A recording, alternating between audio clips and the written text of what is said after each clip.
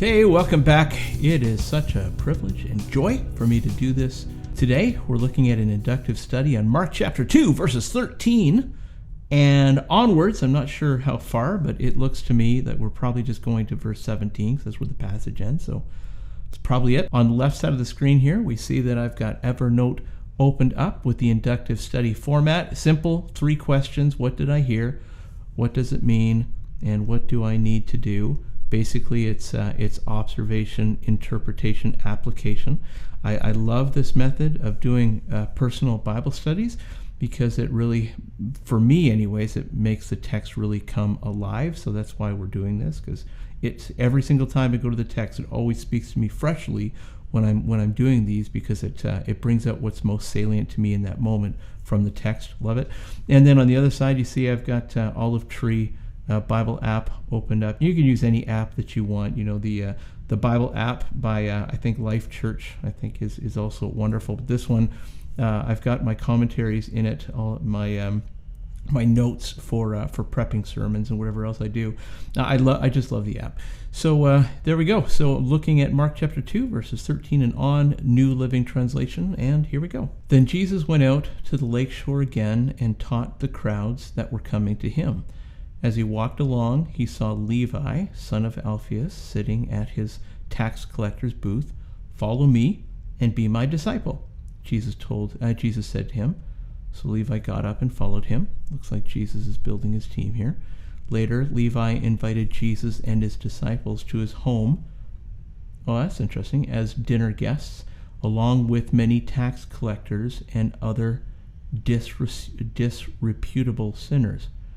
There were many people of this kind among Jesus' followers. I love that. That always speaks to me. That's why I've got it highlighted there. I love that. But when the teachers of the religious law, who were Pharisees, saw him eating with tax collectors and other sinners, they asked his disciples, "Why does he eat with such?"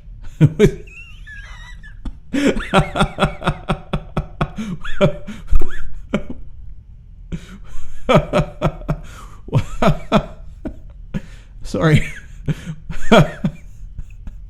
Sorry. Why does he eat? Why does he eat with such scum and villainy? It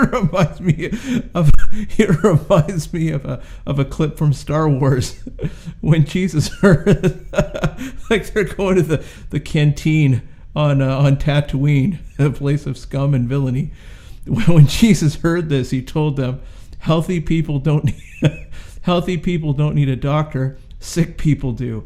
I have come to call not those who think they are righteous, but those who know they are sinners. And of course I've highlighted that. Why wouldn't I highlight that? That's awesome. Oh man, this whole verse speaks to me in so many levels. Like I love I know it's not a Star Wars reference, but I can't help but see Star Wars in this text. Can you imagine Jesus walks into a bar on Tatooine, and it's that place where Ben and Luke go in and Ben cuts off that guy's arm. but that's so relevant because that's the kind of people that Jesus was hanging out with, and he wanted to hang out with those people. I love this. And Levi is the guy bringing Jesus to those kinds of people. So Levi is the hero of the story today. This is an awesome text. I love this. Levi. Okay, so here's why I like this too. Like, just remember in the previous passages that the crowd culture has changed. And so in the crowd right now that's following Jesus that he's not looking for, people are looking for him. We have these people in the crowd that are critics, and they're coming looking to Jesus, looking for the show from Jesus. And now we see Levi stepping up, and Levi takes him out of that and introduces him to a brand new crowd of scum and villainy here. And this is just awesome. Okay, I'm going to do an inductive study in here. I'm going to go through these 3 questions and see what I come up with, and I'll see you after the jump. So as you can see, I've got Evernote all filled in with my answers to the questions: observation, interpretation, and application. I really hope that you came up with something different than I did, which would give us more of a chance to talk to one another. And listen, if you want me to post a link to Zoom meeting just for you specifically, just let me know. I'll even post it in YouTube, because with Zoom we have the option of creating a temporary links, so it's pretty safe, I think, for me to do that now. So anyways, let me know, and I'd love to chat out this text with you. So verses 13 to 17 is where we're heading. I've kind of titled this Followership and the Cat. Just, I don't know, because it's cool, I don't know. A Kingdom Agents Team. I think that's what we're looking at here. A lead team mindset Jesus wants. So as he's going through the crowds of people, as is his custom, tradition, this is what he does. He goes and looks for crowds, and in among those crowds, he's also looking for people who possesses some kind of leadership potential, but it's a certain kind of leadership potential. And so what is he looking for? I think that this text is showing us what that potential he's looking for in people, what they bring to the table, and what they can do for Jesus to open up his access to the people that he's trying to reach. So what did I hear? Just what stood out in the text, what was most salient to me. Jesus continued teaching the crowds that were coming to him. Of course, he sees Levi, the tax collector, booth. He calls Levi to him as a disciple. So Levi got up, followed him. Levi invited Jesus to his home. Lots of disreputable sinners were there. Lots of scum and villainy. Whatever. Religious teachers and Pharisees called the people scum. Like, what are they thinking? Like, I don't get it. Like, these are people who are supposed to be pastors, sort of, like people who are supposed to be caring for others, shepherding others. And he looks at all the people that they're supposed to be shepherding and just calls them scum. Like, you missed your calling, people. Like, we're supposed to be serving, and we're here. Like, knowing Jesus comes with responsibility. When we first come to Jesus, we're so grateful and we're so thankful because we're coming into God's kingdom. We're knowing Jesus personally, as much as we can know him. But then as we do, that comes with responsibility, because the reality is that God has a mission. He is on mission to be made known, to be known throughout the entire world. And right now, in the New Testament period that we are in, God wants to be known through Jesus. And to that mission, he has given the church. For that mission, he has given the church. The church does not have a mission. The mission has a church. So when you and I come to know Jesus, we also now carry the responsibility of making Jesus known. And so to hear the Pharisees call the people scum, it's like, dudes, you're totally off mission here. You totally don't get it. Like, the whole idea is to make Jesus known to scums. And by the way, I'm one of those scums. And maybe you would also say, I'm one of those scums. I mean, no, you don't point your finger at me and call me a scum. I mean, you personally say that you're scum too. I mean, we all kind of say that. I recognize that I've got a ton of weaknesses, and I don't measure up. And I'm so grateful that I stand on God's mercy and that God has forgiven me. Jesus has forgiven me. And I hope you could say something similar, that you have recognized that you don't measure up. And yet Jesus, he comes and he measures up for us, and he graciously offers us friendship with him and bring us into his kingdom that's present right here and right now. So the Pharisees don't get it. Jesus' reply, healthy people don't need a doctor. Love that. It's the reason why I planted a church, because I don't like the attitude that some people have this attitude, some religious people have this attitude that everybody who doesn't know Jesus are just scum. I don't want to work in that environment. I want to be in an environment where I can look at everybody and say, okay, I'm a scum too. We're all trying our best through life, and we all need Jesus. And it's the unhealthy people that need a doctor. I want to go to the people who need Jesus, and so that's why I've planted a church, if you call it a church. Sick people need a doctor. Jesus came to call the sinners, not those who think they are righteous. I love this text. This is such an awesome text. This is at the heart of everything missional, I think. It's so life-giving text, for me anyways. I mean, all of this stuff is most salient to me. I hope you get something different out of it. Like, evangelism is one of the things that I score highest on consistently in the surveys, the spiritual gift surveys that I do. So this is just going to speak volumes to me as somebody who scores high in the spiritual gift of evangelism. I don't know what it's speaking to you. You and I score differently in our spiritual gifts. So write a comment. Let me know what is most salient to you. Let me know what speaks loudest to you, because if you don't score high in evangelism like I do, then you're probably going to be reading this text very differently than I am. So please leave a comment. Let me know how it is you're interpreting the text differently than me. And remember, personal invitation to you. I'm an extrovert. I love connecting with people, and Zoom makes it so convenient now that we're in this COVID thing and this distance thing. Like, there's people connecting with me from not just my local neighborhood anymore. So please reach out. I would love to connect and chat. It's awesome. So this is the part where, after I've gone through the whole observation part of it, I try to think about those things that really jumping out in the text to me. What do I think it means? What's my interpretation of this text? So again, you and I hopefully are going to come to some very, very different ideas over interpretation. So this is what jumped out to me.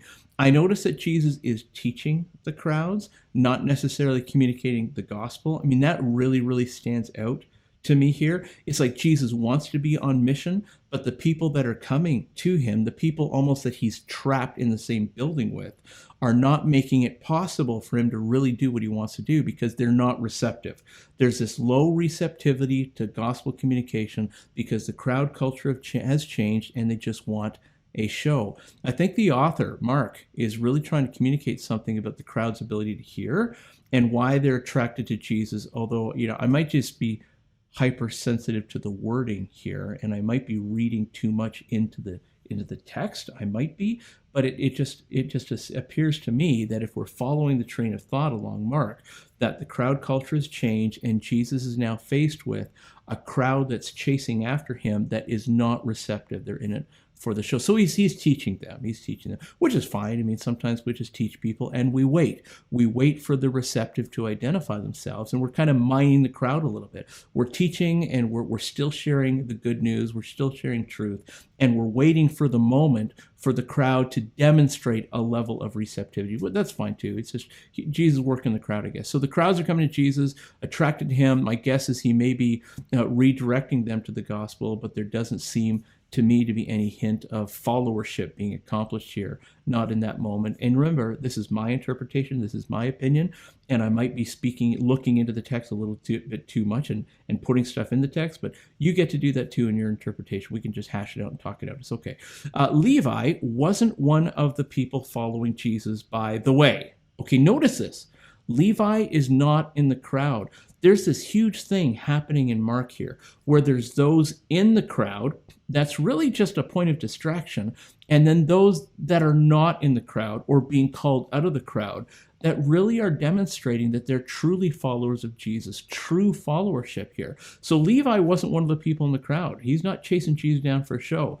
There must be a problem with the crowd's ability to hear. There's got to be something wrong with the crowd. And there is. And Mark is going to help us to understand what's wrong with crowd culture and who's in the crowd. There's 4 types of people in the crowd, and one of those types has 2 subgroups. We're going to get into that later, though. But just notice, the crowd, don't see the crowd as a positive thing throughout the Gospel of Mark. The crowd are just people. Jesus came to the world, to all the people, to share the gospel, and not a lot of people are receptive to the gospel. However, a ton of people want to derail Jesus, and a ton of people just get in the way because they just put their own assumptions onto Jesus, their own expectations onto Jesus, and they get in the way of a whole bunch of other people who are receptive and want to press into Jesus. So Levi's call was into gospel communication leadership. That's the call. Jesus calling him to make disciples. Where is it? Follow me and be my disciple. Right there in the text. Follow me and be my disciple. Just lost myself, which is quite a big deal. So what is being my disciple? He's being called into gospel communication leadership. Like, being a disciple, it doesn't mean, like, when somebody comes to Jesus and suddenly they go into a discipleship class and become a disciple.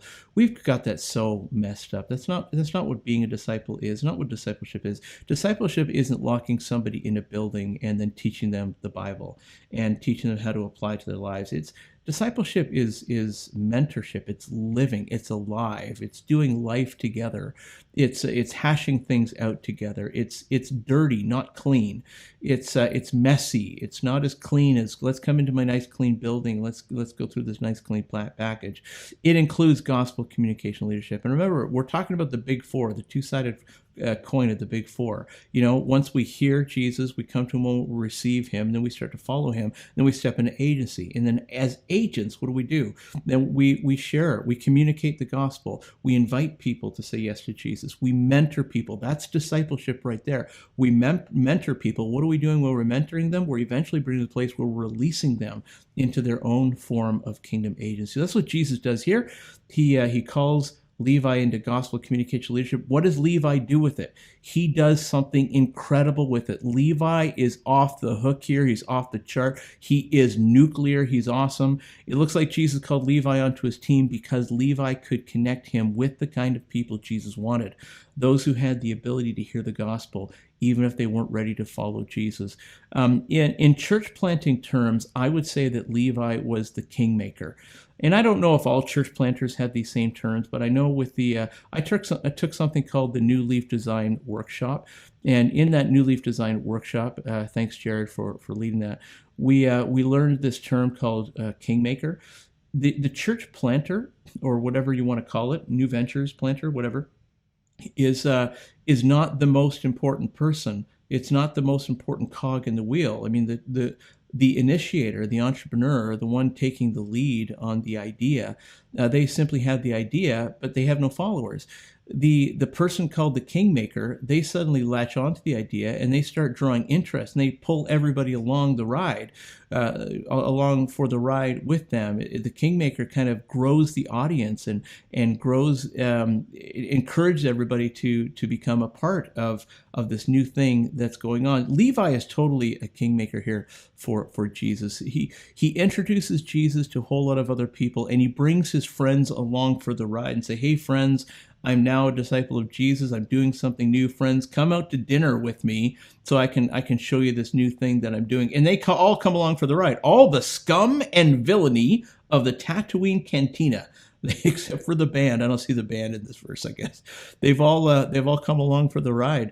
So wow, Jesus' reply really does reveal the heart of the crowd here. Jesus wanted sinners, me, you, who know they need a doctor, not those who are coming for the attraction and who are not aware of their need of him.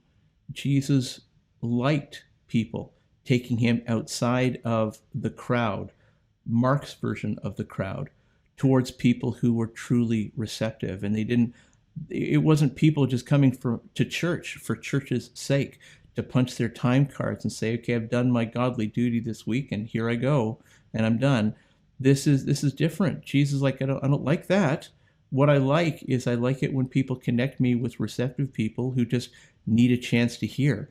And so he gets down to business and he's sharing the gospel and he's doing what he loves to do. So Levi seems to have been a great candidate for Jesus' lead team for two reasons. First of all, he was ready to engage in followership. And second, he connected Jesus to people who were receptive.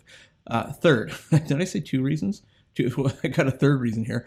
Third, he took Jesus away from an environment that was already saturated with kingdom aggressors. And we'll talk about kingdom aggressors later, and brought him into a context where the kingdom aggressors did not yet have influence over the crowd that he was engaged with. Kingdom aggressors, and Pharisees and teachers of the law, anyone attached to the temple cult, kingdom aggressors, people who are trying to manipulate the crowd or take control of the crowd, pirate the crowd away from Jesus' leadership, or just simply they want to accuse Jesus of stuff and kill him eventually. We're going to look at the kingdom aggressors are one of the four types of people that are in the crowds. And Philip takes Jesus out of that. Now, I think the entire text is very revealing. Is revealing three things about Jesus' lead team mindset. So, as a planter, I really want to be interested in this, and so as a planter, I'm looking at this text differently than you probably will be. So I think the entire text is revealing three things about Jesus' team mindset. Jesus looks for people to be part of his lead team that are ready to be engaged in fellowship.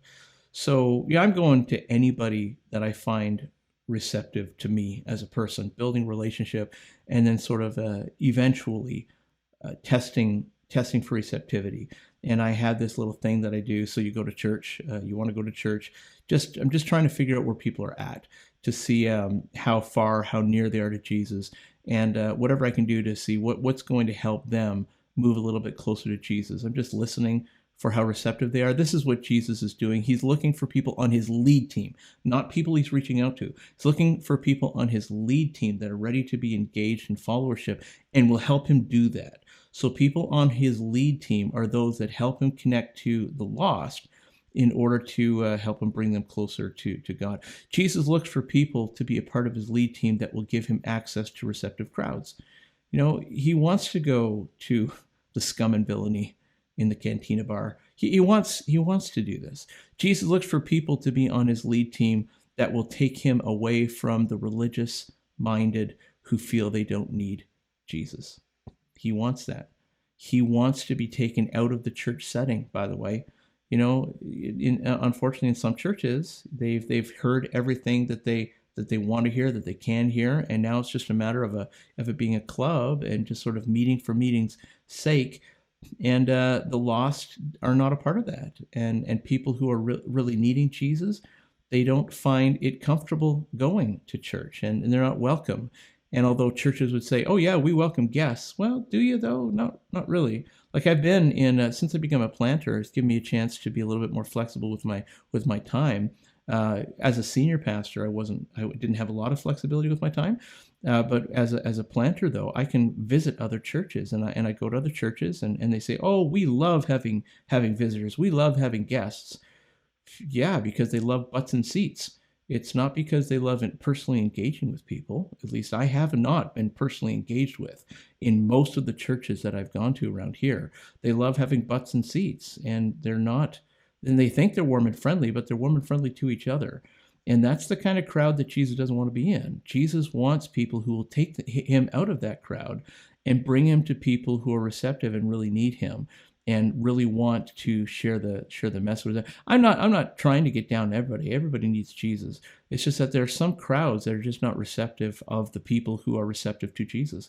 They're not thinking that we exist not just as a group to ourselves come closer to Jesus. We exist as a group who will also lead other people closer to Jesus. People who know Jesus have the responsibility of making Jesus known. That's just as it is. That's the mission. The church does not have a mission. The mission has a church. God is on mission to be made known through Jesus. To that mission, he gave the church, so that the church now can be on the mission to make God known through Jesus. If the church isn't on mission, what the heck in the world is the thing? Like, the church is on mission, or it's not the church, basically. So we're called, those of us who know Jesus have the responsibility at some level to make Jesus known. Now, there's no obligation for us to copy each other's styles. Like I score higher than a lot of people in evangelism, in outreach. So you're not going to do stuff like me, and there's no obligation for you to do stuff as I do it. Jesus' 12 disciples, there was no obligation for any of those 12 disciples to behave exactly the same way as Jesus in terms of his outreach style. All those 12 disciples, well, except for Judas Iscariot, so the 11 disciples, they each developed their own style of outreach, which wasn't exactly like Jesus did it. Like, Jesus never stood up in front of a crowd on the day of Pentecost like Peter did and preached for everybody to repent and be baptized. Jesus never had that moment, but Peter had that moment, right? Jesus was never a world traveler like Paul was. Paul didn't exactly copy Jesus' style. Paul had his own style, right? Philip went to a eunuch and did one-on-one personal evangelism. Like, the very first thing, very cool story, we see him teleported somehow right beside a eunuch, and he's doing one-on-one personal evangelism. Any style of any way that you have of connecting with other people and bringing Jesus into those connections is perfectly fine. But the reality is, the foundation for what I'm saying is this. We have a responsibility when we know Jesus. The responsibility of knowing Jesus is to somehow make Jesus known. A church without a mission is no church at all, because the mission was given to church. The church doesn't have a mission. The mission is given to church. And Jesus is demonstrating just that right here. He wants to be on mission. He wants to connect with people who are on mission and will bring him to the mission field. So if you are trying to build your lead team, like I'm trying to build my lead team, we're just looking for kingmakers, right? We're looking for people to surround ourselves with who will help us to connect with the lost and help and give us opportunity to share the gospel with other people. And so if you're looking to be involved on a team and you've got somebody who's really great at outreach, what do? It's easy. Just invite the guy along, So notice that Levi wasn't communicating the gospel. I just went to dark mode. It must be after 9. It is after 9. I just went to dark mode. My whole screen is changing color. Okay, so now you know what time it is where I'm filming. So notice that Levi, he didn't do any of the gospel communicating at this point. What he did is he brought Jesus along, and Jesus did the gospel communication. Why? Because Jesus scores very high on outreach and evangelism, and Levi, as a tax collector, as a bean counter, probably not so much, right? So Philip, who was at a lack of words, he just brought Jesus into his peers and like, okay, Jesus, go for it. And that's what he did. So if you want to reach your friends and you have no idea how to do it, here's an idea. Invite your friends to dinner and bring somebody that you know who scores pretty high in outreach, bring them along. And then that guy who scores high in outreach, she's probably going to work the crowd, build friends, be a little chaotic, be a little messy, and that's okay, and build new relationships, and probably going to test your crowd for receptivity. And wherever they land on receptivity, that's the level of engagement with Jesus they're going to give. So if you're really pressed, if you're really convicted and saying, I need to do a better job at outreach, but I score very low at outreach, what can you do? Be a kingmaker. Invite your friends over to like something and bring that pastor, church planter, outreach person along for the ride. And just let them work their magic in the crowd. Let them do their social thing. Let them work as a social butterfly. Just let them test the crowd and go crazy and be chaotic. They're probably going to be bringing chaos into your calm environment. That's okay. They're testing for receptivity, and they're working the crowd, and they're trying to see who might also want to come along for the Jesus ride. That's awesome. So Levi. So those of you who consider yourselves introverts, oh my goodness, be a Levi. Levi is your calling, man. Levi is your patron saint, if I could use that. I don't really know what that is. I'm not Catholic, but that could be like, I don't even know if I'm using the term right. It could be Levi's your patron saint. Just be a Levi, man. Just invite somebody who scores high in outreach, in evangelism, along for the ride. That's awesome. Introverts, be a Levi. It works. All right. What do I need to do? Here we go. Well, that's one. I don't think I put that in. Be a Levi isn't one that I put in here, but let's add that to the list. Be a Levi. Okay, what do I need to do? So now I'm just speaking as me, okay, just from my point of view. As an agent of the kingdom, I need to look for people who are ready to engage in followership, who will bring me to people who are receptive of the gospel, and who will take me away from people who are religiously minded, whatever, and off mission.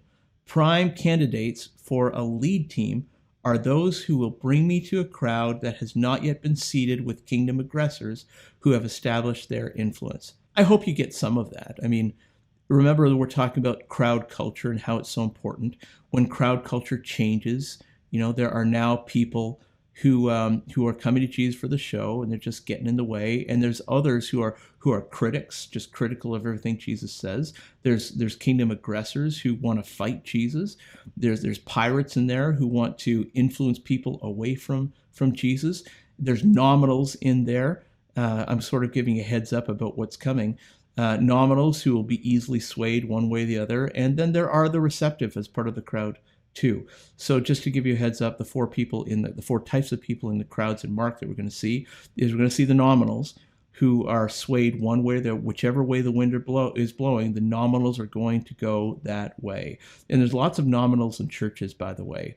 When churches have problems and congregations rise up against pastors, why don't the churches rise to the pastor's defense? Well, because churches are filled with a lot of nominals, and they'll flow from one way to the other wherever the wind is blowing. Whoever has the loudest voice, whoever has the most amount of momentum, that's probably the direction they're going to go in, because the church is filled with a lot of nominals. So there's nominals in the crowd. There are critics in the crowd.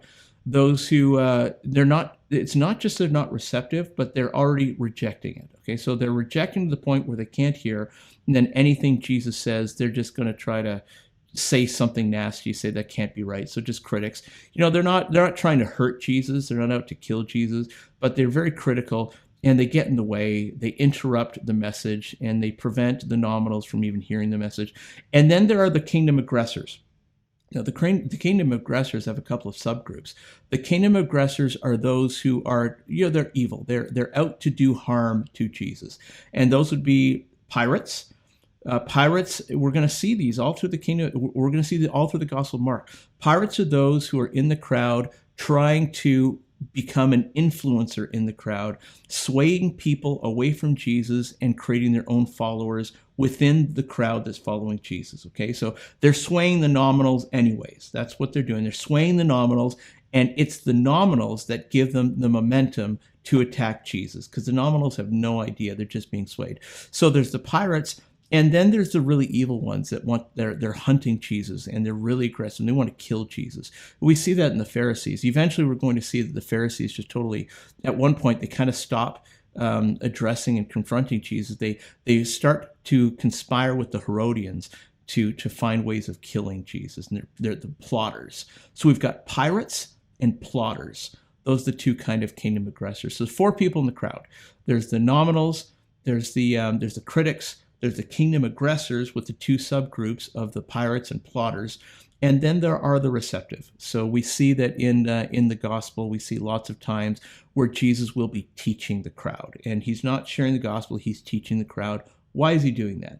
Well, because there are receptive people around, and he's testing for receptivity, and he's waiting for those people who are receptive to identify themselves as receptive. And then Jesus is going to focus his attention on them and draw them into the kingdom, and pull them out of the crowd, because they don't belong in the crowd. They belong in his kingdom. So we see a real conversion as people move from one kingdom to the other, out of the crowd into the kingdom of God. There's a real us and them set up through the Gospel of Mark. There is a dichotomy. There's people in the crowd or people in the kingdom, and it is kind of us and them. And we're gonna see that in the Gospel of Mark here.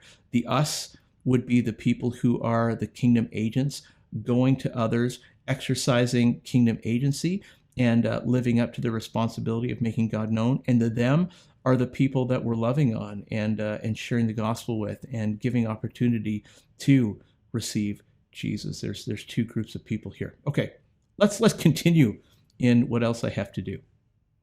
I need to reject the pull toward crowds who are religious, and I need to follow a pull toward crowds where there is no kingdom establishment, no kingdom aggression establishment, and toward people who are ready to engage in followership and be like-minded kingdom agents. So this is one of the reasons why I've planted a church, if you want to call it what I've done, as I have done. So a couple of my friends have called me a dark side planter, because I'm not starting with a group of Christians, which is a light side planter. Light side planters start with the church, go to a new location, and sort of parachute a church group into that location, and then together as an established church now, because you brought some money and some people with you, then try to reach that community. The light side planter. I'm a dark side planter. I start with people who don't know Jesus, and very organically try to build momentum and try to build a community of people, of Jesus followers, starting with people who don't know Jesus. Dark side planner. And of course I'm a dark side planner because I score high in evangelism. So that's the way that I'm going to do it. There are planters who score lower in evangelism and higher in other areas, and they can be light side planters because they're more gifted administratively or whatever. I'm a dark side planter. Okay, so that's what I'm going to do. There is nothing wrong with being surrounded with Christians. Nothing at all. I'm sorry if you feel that I'm not trying to take a bite out of anybody here. There's nothing wrong with being surrounded with Christians as long as those Christians are like-minded kingdom agents. If they're not agents of the kingdom, graciously and quickly seek new crowds. If you are surrounded all the time, in and out of church all the time with a group of people who are doing nothing to share Jesus with other people, who are doing nothing to live up to their responsibility of making Jesus known, you have got to get yourself outside of that crowd, and you got to get yourself a new crowd, because we have a responsibility to make Jesus known at some level. If you want to be a Levi, please be a Levi. If you don't have the gift of evangelism, that's fine. Be a host. That's what Alpha is all about, right? And Alpha totally rocks. Be a host, and either you lead Alpha in your home, or get somebody who scores high in evangelism to lead Alpha in your home, or however you want to do this in this COVID moment. Like that's what Alpha is. Be a host. Levi was a host. And the Alpha speaker wasn't Nicky Gumbel. The Alpha speaker was Jesus himself. So we've got Levi doing an Alpha right here in the Gospel of Mark. Be a Levi, man. So if you're surrounded by a group of people that are doing nothing to live up to the responsibility of making Jesus known, you are in the wrong crowd. Go find yourself a mission-minded crowd. Okay, so here's the summary. The rest of that to-do list, the application part, is just for me as a planter and what I want to do to develop for community, just how the text hit me. I love the inductive study because it hits, all the Bible texts hit me in a fresh new way all the time. Love it. If you're not doing inductive studies, let me just encourage you to make it a part of your own time where you're connecting with God, your spiritual formation. It's wonderful to include in your personal spiritual formation. So here's the summary. This passage reveals more of Jesus' strategy to create a gospel communication lead team. First of all, find people ready to engage in followership. Second of all, find people who will make the gospel accessible to those ready to hear. Thirdly, find people who will bring the focus away from the religiously minded maybe, and onto the lost. Find people who will give access to a crowd that is not yet seated with influential kingdom aggressors. Here's what I wrote down for prayer. Jesus, thank you for helping me get my head into what church planting can look like for me. Please help me to continue to work through this. Please continue to speak to me through Mark's gospel. So you can see I'm praying as a church planter. So you will, some kind of planter. So you're going to pray something differently. Jesus, thank you for still speaking to me. Please don't let this just be good ideas. Please use me as an agent of your kingdom, and please bring me onto your lead team. Please show me how to do this. Please don't forget about me. I pray that maybe too often, but I do. It's like Isaiah when God was asking, "Who shall I send? Who will go?" And Isaiah's like, "Here am I. Send me. Here am I. Send me." Right? It sometimes it almost feels like I'm in that Horton Hears a Who book, and I'm that little guy saying like we are here, or something like that. Like, I really want to do this. I really want to help people come to Jesus. And so I often say, Jesus, please don't forget about me. Here am I, send me. And thank you. I've got a SharePoint, but that SharePoint is going to become the Bible talk for this week. And I've got to doctor it up a little bit and change it a little bit to make sure it's applicable and savvy to listen to for people. So that's it from me for now. Remember to go find your own version of Scum and Villainy and go reach them. And if you're not an outreachy kind of guy, if evangelism is not your gift, then be a Levi and invite all the scum and villainy to your house, and bring that person who scores high in evangelism to your house and have dinner or whatever, just kick back, whatever, and just let them work their magic. Let them work the crowd and be a Levi. If you score low on outreach, it's okay. If you score low on evangelism, you consider yourself an introvert or not quite socially bold, ungregarious, whatever. Just be a Levi. Invite your friends out to your place. Invite that outreachy guy that you know, woman that you know, and invite them and just let them work their magic. And don't be afraid. They're just going to be trying to make friends. They're going to be goofy. They're going to be chaotic. They're going to be wonderful and magic. And just let the magic happen as the outreachy person works the crowd, trying to build relationships as that person tests for receptivity and tries to figure out where the next step is that those people need to go. It's all awesome. So that's it for me. If you don't have a community yet, please consider joining For Community, creating community spaces so you can connect with others And also you can connect with God as well. And remember, you still have a personal invite from me that if you want to connect on Zoom, I'll just give you the link now. Like now I've got it figured out where I can make non-permanent links. So I'll just post it on YouTube. And if you want to connect by me posting a link on YouTube and it just gets deleted afterwards. So go ahead, just go reach out. Please reach out. I'd love to connect. And that's it for me. See you next time.